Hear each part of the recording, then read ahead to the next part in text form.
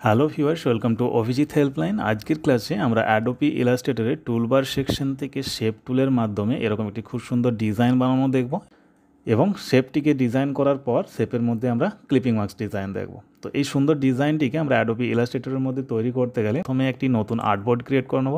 Artboard create করা হয়ে গেলে আমরা টুলবার সেকশন থেকে শেপ টুল নিয়ে প্রথমে আমাদের আর্টবোর্ডের মধ্যে এভাবে একটি শেপকে ড্র করে নেব। এখন আমরা এই শেপটিকে ফিল করার জন্য কালার প্যালেট থেকে যে কোনো একটি কালার নিয়ে ফিল করে নেব। এই কালার ফিল হয়ে গেলে এখন আমরা শেপের উপর রাইট ক্লিক করব। রাইট ক্লিক করার পর আমরা চলে যাব ট্রান্সফর্ম অপশান, ওখান থেকে রোটেট অপশানে ক্লিক করব। রোটেট অপশানে ক্লিক করার পর শেপটিকে 45 ডিগ্রি অ্যাঙ্গেলে রেখে আমরা ওকে বোতামে ক্লিক করব। ওকে বোতামে ক্লিক করার পর টুলবার সেকশন থেকে আমরা কার্ভেজার টুল নেব। কার্ভেজার টুল নেওয়ার পর আমরা ঠিক শেপের পাথের উপরে ক্লিক করে সামান্য শেপটিকে এভাবে ডিজাইন করে নেব। এখন আমরা ঠিক অপোজিট দিকটিও সেম ডিজাইন করে নেব। সুন্দরভাবে ডিজাইন করা হয়ে গেলে এখন আমরা সিলেকশন টুল নেব। সিলেকশন টুল নেওয়ার পর শেপটিকে ছোট করার জন্য আমরা কিবোর্ড থেকে শিফটের সাহায্য নিয়ে শেপটিকে সামান্য একটু ছোট করে নেব। ছোট করা হয়ে গেলে এখন আমরা আবারও টুলবার সেকশন থেকে শেপ টুল থেকে ইলিপস টুল নেব। ইলিপস টুল নিয়ে পেজের মধ্যে আমাদের আর্টবোর্ডের মধ্যে ড্র করে নেব। সুন্দরভাবে ড্র হয়ে গেলে সিলেকশন টুলের মাধ্যমে এটিকে আমরা অ্যাডজাস্ট করে নেব। এভাবে অ্যাডজাস্ট করার পর আমরা আমাদের এই হার্ট শেপটিকে সিলেকশন করব। সিলেকশন করা হয়ে গেলে আমরা টুলবার সেকশন থেকে রোটেট টুল নেব এবং কিবোর্ড থেকে অল্ট ধরে ইলিপস টুলের ঠিক সেন্টার বরাবর ক্লিক করব। ক্লিক করার সাথে সাথে আমাদের সামনে নতুন একটি পপ আপ উইন্ডো শো হবে। আমরা এখান থেকে 360 ডিভাইডেড বাই আমরা কতগুলি হার্ট শেপ নিতে চাইছি সেটা এখানে বলে দেবো যে 360 ডিভাইডেড বাই 15 আমরা 15টি হার্ট শেপ এর মধ্যে রাউন্ড করতে চাইছি। দেন তারপর কপি অপশানে ক্লিক করব। এখন আমরা কিবোর্ড থেকে Ctrl+D ব্যবহার করলে আমাদের সামনে এরকম একটি ডিজাইন তৈরি হবে।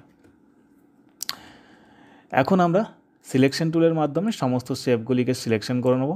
সিলেকশন করা হয়ে গেলে আমরা যদি শেপের মধ্যে একটি স্ট্রোক ফিল করতে চাই তাহলে আমরা এই স্ট্রোক অপশান থেকে স্ট্রোক ফিল করে নেব। স্ট্রোকের কালার দেওয়ার জন্য আমরা এখান থেকে একটি কালার চুজ করে নেব।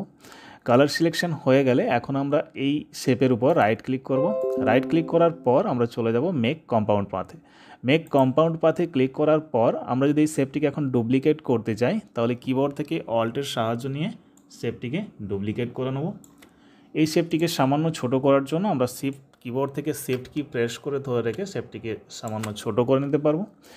এখন যদি আমরা চাই যে এই শেপটির মধ্যে একটি পিকচার অ্যাড করব ক্লিপিং মার্কসের মাধ্যমে, তাহলে প্রথমে আমাদের একটি পিকচারকে ওপেন করে নিতে হবে। পিকচার ওপেন করার জন্য আমরা ফাইল মেনুতে যাব, ওখান থেকে প্লেস অপশানে চলে যাব। প্লেস অপশানে যাওয়ার পর আমরা একটি পিকচারকে সিলেকশন করে নেব। সিলেকশন করা হয়ে গেলে আমরা প্লেস অপশানে ক্লিক করব। প্লেস অপশানে ক্লিক করার পর আমরা ওই পিকচারটিকে আমাদের এই শেপের উপর প্লেস করে নেব।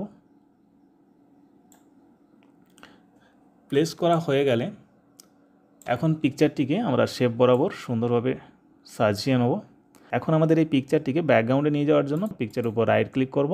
দেন চলে যাব অ্যারেঞ্জ থেকে সেন্ড টু ব্যাক অপশানে ক্লিক করব। ব্যাক অপশানে ক্লিক করার সাথে সাথে আমরা দেখতে পাবো পিকচারটি আমাদের নিচে চলে গেছে এবং শেপটি আমাদের উপরে চলে এসেছে।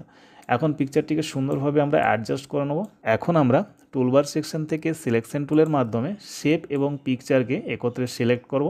সিলেক্ট করা হয়ে গেলে শেপের উপর রাইট ক্লিক করব। রাইট ক্লিক করার পর মেক কিপিং মার্কসে ক্লিক করব। তাহলে দেখতে পাবো আমাদের পিকচারটি শেপের মধ্যে অ্যাড হয়ে গেছে। এখন আমরা চাইলে এই শেপটির মধ্যে একটি শ্যাডো অ্যাডজাস্ট করতে পারি।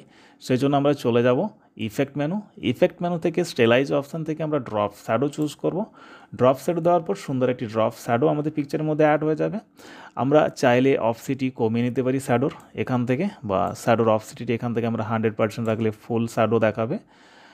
চাইলে আমরা এক্স বরাবর বা ওয়াই বরাবর শ্যাডোটিকে মুভ করতে পারি। কোনো একটি অ্যাঙ্গেলে আমরা শ্যাডোটিকে এইভাবে মুভ করতে পারবো।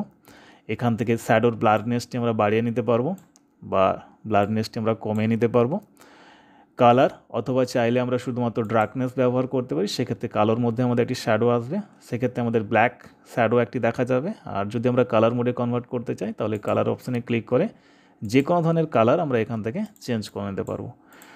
এভাবে শ্যাডো ডিজাইন করার পর আমরা সবশেষে ওকে বোতামে ক্লিক করব। তো সবার আগে আমাদের এখানে খেয়াল রাখতে হবে যে আমরা এইখানে যে সমস্ত সেটিংসগুলি করছি এগুলি আমাদের পিকচারের মধ্যে প্রিভিউ দেখার জন্য অবশ্যই আমাদের প্রিভিউ অপশানটি অ্যাক্টিভ রাখতে হবে। আমরা যদি প্রিভিউ অপশানটিকে ডিঅ্যাক্টিভ করে এখান থেকে সেটিংসগুলি চেঞ্জ করতে থাকি তাহলে আমাদের পিকচারের মধ্যে সেটিংসগুলি শো হবে না। অবশ্যই প্রিভিউ অপশানটিকে চেক রেখে আমাদের সেটিংসগুলি করে নিতে হবে। দেন ওকে বোতামে ক্লিক করব।